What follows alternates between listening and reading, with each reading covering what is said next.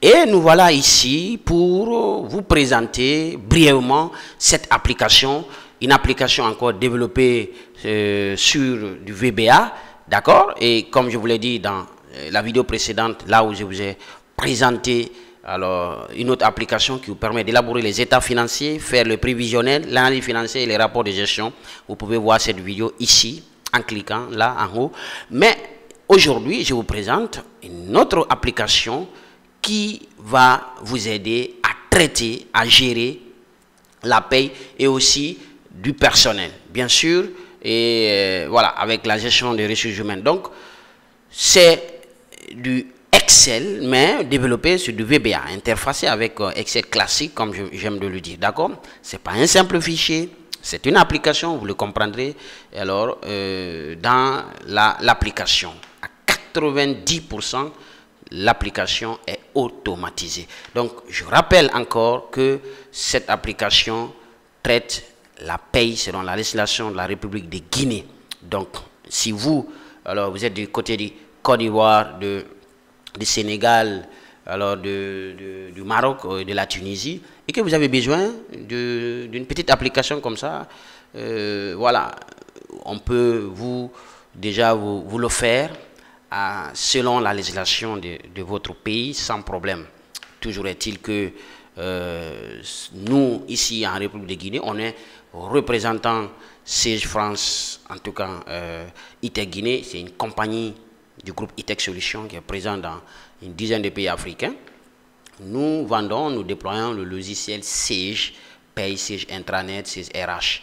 Alors donc, cette application, nous l'avons fait uniquement pour la Guinée, pour des entreprises qui peut-être par commodité ou... D'accord? La version démo, donc quand vous aurez lancé, quand vous allez acquérir le logiciel et que vous le lancez, comme tout le logiciel, vous avez le message de bienvenue avec cette licence et une licence qui va être fournie uniquement pour vous, d'accord? Alors, cette application comprend 4 parties essentielles. Donc, je vais aller rapidement parce que ces fonctionnalités sont aussi vastes. Donc, vous avez les codes ici, donc le bilan social, la gestion des ressources humaines et la gestion de la paye. Donc, vous avez le bouton installation que vous allez installer. Quand vous cliquez sur install, vous entrez le code d'installation que nous allons vous fournir. D'accord? Vous pouvez changer le mot de passe ici. Vous pouvez entrer un nouveau mot de passe. Consultez votre mot de passe à tout moment. Donc, je reviendrai sur ces petites fonctionnalités de sécurité. Mais voyons d'abord comment alors le logiciel traite la paye selon la législation guinéenne. Alors, ça peut traiter la paye de n'importe quel pays, seulement que vous comprendrez que on n'a pas les mêmes législations, d'accord? Si on parle de retenue sur traitement des salaires dans notre pays, dans d'autres pays, c'est l'IGR, l'impôt général sur le revenu. Donc, au Mali, c'est peut-être une autre appellation, d'accord? J'en ai parlé beaucoup dans mes vidéos où j'ai produit sur la gestion de la paye appliquée à Sage. Donc, regardez... Au niveau du code, on va explorer fonctionnalité par fonctionnalité. Ici, vous ne retrouverez que le code de travail que vous pouvez afficher aisément et que vous pouvez consulter. Parce que, voilà, un assistant RH, un responsable RH, en tout cas, tout ce qui est dans le domaine des ressources humaines travaillera avec le code de travail. Donc, si vous n'êtes pas d'accord avec ce que le logiciel vous produira comme résultat, eh bien, vous pouvez le chercher. En tout cas, l'application a été élaborée selon le code de travail de la République de Guinée. Vous avez le code général des impôts également qui est là, que vous pouvez afficher à tout moment, d'accord, et regarder les codes. Et vous avez le manuel d'utilisation de ce logiciel, de cette application qu'on a aussi intégré pour vous permettre de voir comment alors le logiciel fonctionne. Très bien. Donc ça c'était le bouton code. Maintenant, je crois que terminer avec le bilan social, je vais venir dans la gestion de la paye. Donc personne n'accédera à la gestion de la paye si ça trouve que vous travaillez en multi-poste, parce que l'application, on peut le déployer en réseau. Donc l'assistant paye peut travailler sur la partie paye. Donc le responsable de formation ou le responsable RH travaillera sur la partie RH. Donc, chacun a son mot de passe. Donc, je mets le mot de passe par défaut, qui est admin. Alors, j'accède. En réalité, dès que vous accédez ici, la première des choses, c'est de quoi? C'est de créer votre entreprise de façon fictive, ce n'est pas la création physique. Donc, votre entreprise existe déjà. C'est créer votre fichier comme on le fait dans les autres logiciels, hein, comme Sage. Donc, vous pouvez cliquer ici sur entreprise et vous entrez ces informations. Parce que, bon, quand je clique, moi, j'ai déjà mis ces informations. Dès que vous cliquez sur entreprise, vous suivez, il va vous demander de mettre le nom de l'entreprise, le numéro de téléphone, ainsi de suite. Et déjà, vous avez, dès que vous finissez, vous cliquez sur OK, vous avez ça ici. Donc, ça, il n'y a aucun souci. Et je peux même appliquer, je clique ici. Confirmez-vous la saisie des données de l'entreprise, je vais dire oui. Donc, si je vais changer le nom de cette société, par exemple, au lieu de Demo CFM Guinée, je peux mettre par exemple, parce que malgré que ça c'est là, on peut changer, par exemple, je mets par exemple CFM, donc je vais mettre par exemple E-Tech Solution. Ah voilà, E-Tech Solution, je mets, donc E-Tech Solution est revendeur des logiciels Sage. Donc, je clique sur OK, on demande l'adresse géographique, je vais mettre par exemple Matam. C'est un exemple, Matam. Alors, donc je mets le numéro de téléphone. Je mets mon numéro de téléphone 625 23 05 65. C'est mon propre numéro. Si vous voulez me contacter, il n'y a pas de souci. Donc voilà, je clique sur OK. La gratification. Alors, s'il y a les 15 ou 20 ou 30% des entreprises qui ont un taux de gratification fixe, donc vous pouvez mettre. Moi, je peux ignorer. Et puis voilà. Et quand vous finissez, il vous redirige directement ici pour mettre les informations qui vont vous aider plus tard à avoir les tableaux de bord de paye et aussi le bilan social. C'est pour alimenter le bilan social. Donc, ici, vous allez faire la structure de votre entreprise, des organisations, par exemple le département de service et la qualification. Donc, vous pouvez mettre ici direction générale, vous mettez ici, vous choisissez si la direction générale c'est technique ou administration. Donc, vous avez le choix entre les deux. Alors, si c'est un département technique, vous mettez technique. Si c'est un département administratif, vous mettez administratif ici. Et ça, quand vous aurez terminé, vous pouvez venir mettre le nom des syndicats au central. Ça, c'est pour nous préparer à alimenter le bilan social. C'est vrai, ce bilan social, il est automatique, mais il y a certaines informations que vous pouvez, par exemple, le nom des syndicats ou central, l'entreprise ou l'application ne connaît pas ces noms. Les domaines de la formation, par exemple, vous pouvez les mettre ici encore et là, vous pouvez retourner. D'accord? Alors, ici déjà, il y a une erreur. Je devais mettre, voilà. Voilà. Et après, le téléphone. Il y a une erreur au niveau du téléphone. Je ne devais pas, donc 625 07 65. 625 07 23 07. Voilà. Donc, je n'avais pas mis des espaces. Et là, je valide. Et maintenant, c'est bon. Et voilà, voilà. Donc, nous avons les informations de notre société. Et après, ce que vous devez faire, c'est de mettre la date des salaires. Mais si je vous mets ici, qu'est-ce que le logiciel dit? On dit, veuillez d'abord clôturer. Donc, le logiciel est désolé, il vous demande de clôturer d'abord le mois en cours. Et c'est vrai, comme c'est une version démo, donc il me faut, on est en novembre, clôturer le mois de novembre pour traiter la paye de décembre. Donc, c'est vrai, on est en janvier, mais c'est une version démo. Alors, donc, voici donc les sous-fonctionnalités ici que vous allez donc utiliser. La liste des personnels d'abord. Pour tout logiciel de paye, la première des choses, c'est d'alimenter la base du personnel. C'est-à-dire que la liste du personnel, vous devez le mettre. Et ça, vous pouvez venir copier. Donc, quand on vous livre le logiciel, on peut vous donner accès pour que l'information que vous avez déjà sur un fichier externe ou Word, vous allez venir le coller ici, même si vous avez 500 salariés. Donc, vous avez là, nom et prénom, matricule, date d'embauche, et département, ainsi de suite, tout. Maintenant, supposez déjà que vous avez pour la première fois alimenté et que vous avez un autre recrue, vous ne faites plus rien d'autre, sinon que ajouter. Vous cliquez sur ajouter ici. et je suis maintenant à 21, donc je mets 21. On me demande le nom et le prénom, donc je mets alors Alpha Amadousso, c'est un exemple. Alors, on devait d'abord renseigner les dates d'embauche, recrutement et naissance du salarié. Donc, la première des choses, lorsque vous finissez de mettre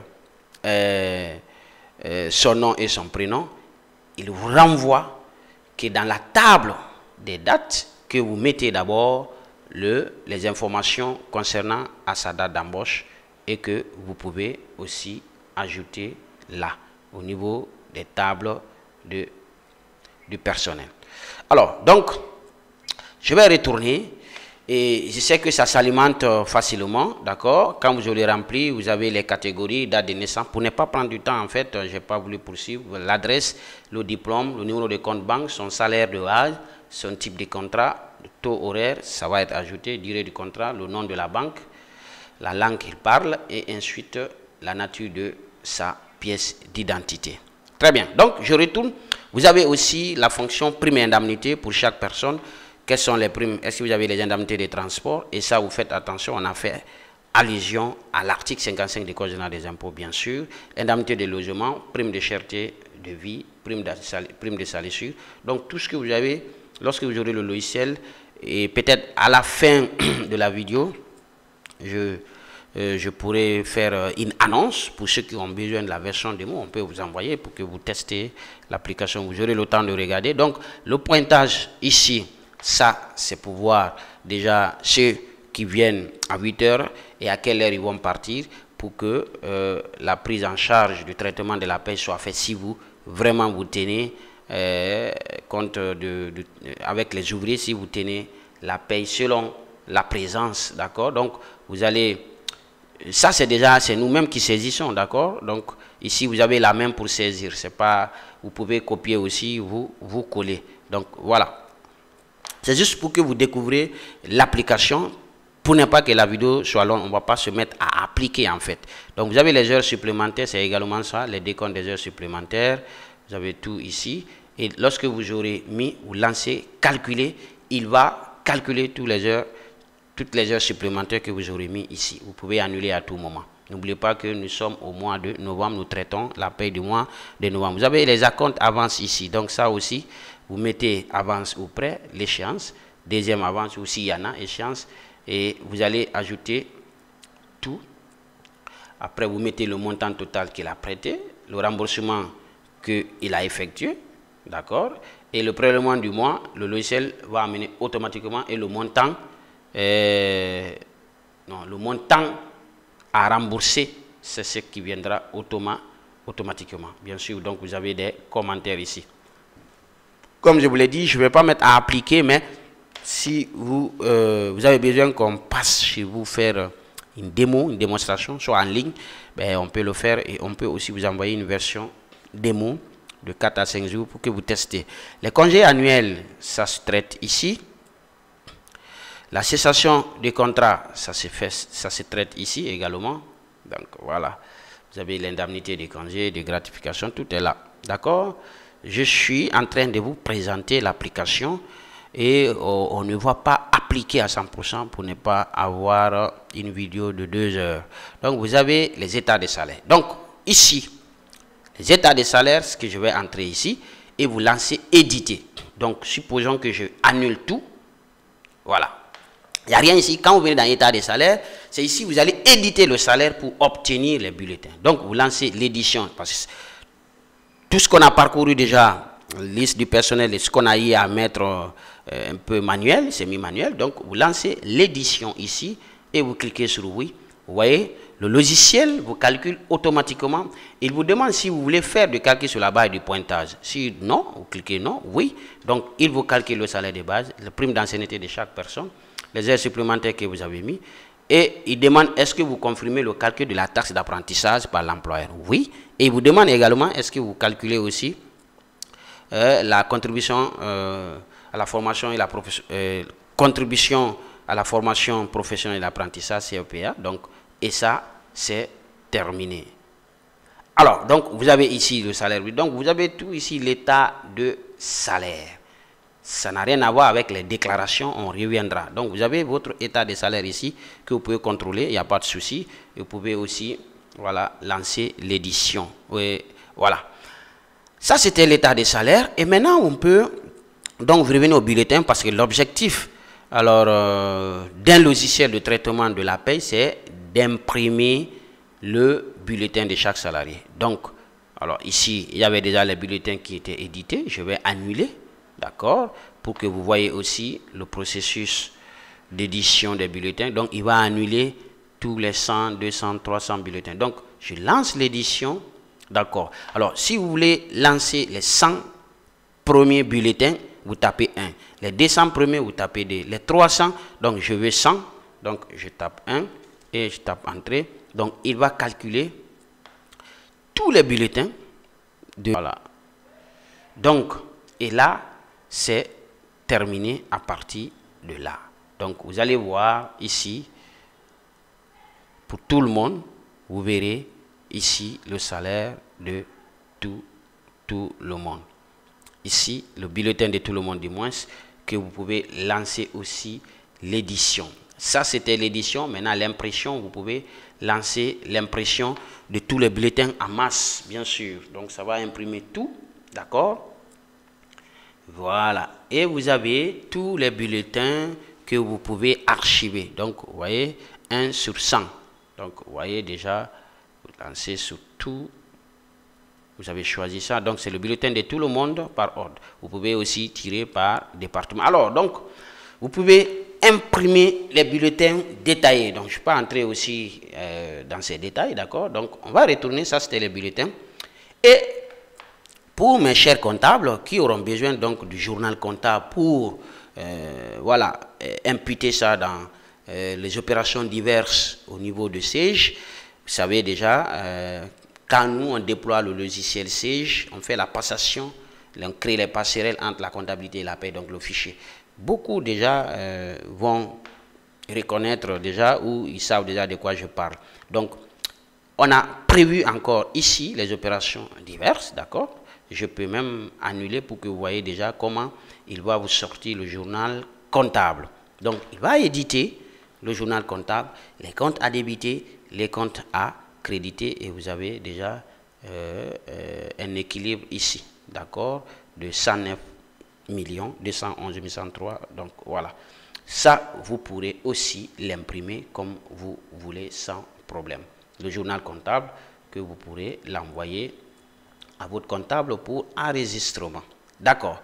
Alors donc nous allons faire un retour et vous avez un bouton ici qui va vous permettre d'évaluer la provision et indemnité de départ à la retraite. Donc, nous avons prévu ça ici, seront bien sûr, voilà, l'OADA. Donc, provision pour indemnité de départ à la retraite. Tout ça se traite ici. Alors, maintenant, après le traitement de la paye, vous avez maintenant la déclaration des États. Puisque il faut payer le salaire, donc, il y a deux façons de payer, par chèque, par virement. La majeure part des entreprises font le virement. Donc, nous avons donc prévu donc, ici l'ordre de virement que vous allez faire là. D'accord. J'annule parce que j'étais déjà en démo. Vous avez donc la formule classique, ordre de virement. Veuillez débiter de notre compte ouvert dans nos livres ci-dessous. Vous devez mettre le numéro de compte de la société ici parce que voilà, le logiciel ne reconnaît pas ça.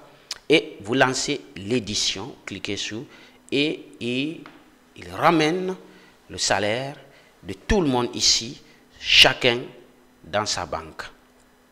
Alors, mince, vous avez donc une masse salariale de 86 209 647 à virer, d'accord? Donc, mais ici, vous avez chacun est dans sa banque et ça complique un tout petit peu le versement ou le virement. Donc, on va faire l'état de virement par banque. Donc, nous avons prévu les filtres ici. Supposons que ceux qui sont à Orabank, on clique sur OK, mais ça ne varie pas, le montant ne varie pas. Sauf que nous avons prévu un bouton ici qui permet donc de tenir compte de ce filtre. Donc, validation du filtre. Et là, vous verrez, c'est tous ceux qui sont à Orabank, c'est leur montant qui doit être viré et vous pouvez aussi imprimer ici à tout moment. Vous avez l'état de la CNSS, c'est la même chose. Donc voilà, vous lancez l'édition. La CNSS, c'est ce que vous allez déposer à la Caisse nationale de sécurité sociale. Pour certains pays, la Caisse nationale de prévoyance sociale, je ne sais pas. Donc voilà, vous avez ça et vous pouvez imprimer ici. Nous avons prévu les déclarations des impôts, en tout cas. Alors, maintenant, avec la digitalisation, les déclarations se font sur e-tax, mais vous avez une vue générale sur votre DME. Vous avez l'état de salaire, donc avec RTS. En tout cas, je parle à tous qui sont en République de Guinée, d'accord? Voilà. Et sauf que les traitements peuvent différer, mais légèrement, parce que si vous prenez l'impôt général sur les revenus, c'est assez... par exemple du côté du Maroc ou d'autres pays, ça c'est des tranches qui vont différer, sinon c'est exactement la même chose. Donc ça c'est la déclaration des impôts. Alors vous avez aussi un autre état, en tout cas pour nous, l'état de la CFPA. Voilà, donc ça c'était la partie pays et je vais rapidement aller vous montrer la partie gestion des ressources humaines. Donc nous avons prévu les outils RH ici, lorsque vous voyez ici, le logiciel est livré avec beaucoup d'outils RH, des lettres, des formulaires, par exemple des avenants des CDD, les contrats, les conventions de stage, des trucs de mise à pied, tout là, donc c'est livré avec ça. Et vous avez aussi un tableau de bord de paye, d'accord, que vous pouvez justement s'en servir, d'accord. Alors, la deuxième version, c'est là où nous allons prévoir dans la gestion des ressources humaines, la gestion des CV, d'accord, la gestion des recrutements bien sûr, où on va archiver les CV comme on a mis les trucs de code de travail ici, et la gestion des carrières, la gestion prévisionnelle et d'évaluation des compétences, aussi la gestion de la formation, tout est prévu ici dans la deuxième version au niveau de la gestion des ressources humaines. Alors, ce que je m'en vais maintenant vous montrer est une importance capitale, en tout cas pour les entreprises qui ont besoin d'une information cruciale sur le département RH. Le bilan social, c'est de ça qu'il s'agit. Alors, donc, on ne va pas entrer dans les détails. Vous avez déjà le bilan social ici, de la société E-Tech Solutions. On va accéder au sommaire. Alors, vous avez l'effectif total de l'établissement. Donc, on peut accéder à ça. Et vous avez ici, quels sont les gens qui sont à contrat à durée déterminée, contrat à durée indéterminée. Donc, on peut lancer l'édition. Oui, le logiciel vous ramène automatiquement. Il n'y a que 20 personnes en 2022 qui sont en contrat à durée indéterminée. D'accord? Et aussi les effectifs saisonniers. Vous cliquez sur éditer seulement. S'il y a quelque chose, il vous envoie. S'il n'y a rien, eh bien voilà. Donc ici, vous lancez l'édition. Et voilà. Vous pouvez cliquer donc sur le suivant. Les travailleurs extérieurs. Vous avez aussi voilà, la répartition des stagiaires reçus dans l'établissement. Vous lancez, s'il y en a, il va vous envoyer. S'il n'y en a pas, vous ne verrez absolument rien. Selon bien sûr des informations que vous avez entrées lors de paramétrage de votre société. Donc, vous pouvez voir la répartition des effectifs par sexe et par département, ce qui est un tableau très intéressant que le département RH en a besoin. Donc, il vous envoie automatiquement, nous avons 10 hommes, 4 femmes au département technique qui ont un contrat CDI. Personne n'a un contrat CDD, donc pour un total, vous avez ça. Vous pouvez aussi, voilà, ici, donc vous avez là également, par statut au 31, les informations par tranche d'âge de 20 à 24. Donc, aussi l'entreprise en a besoin. Donc, vous cliquez sur ça et vous avez déjà ça.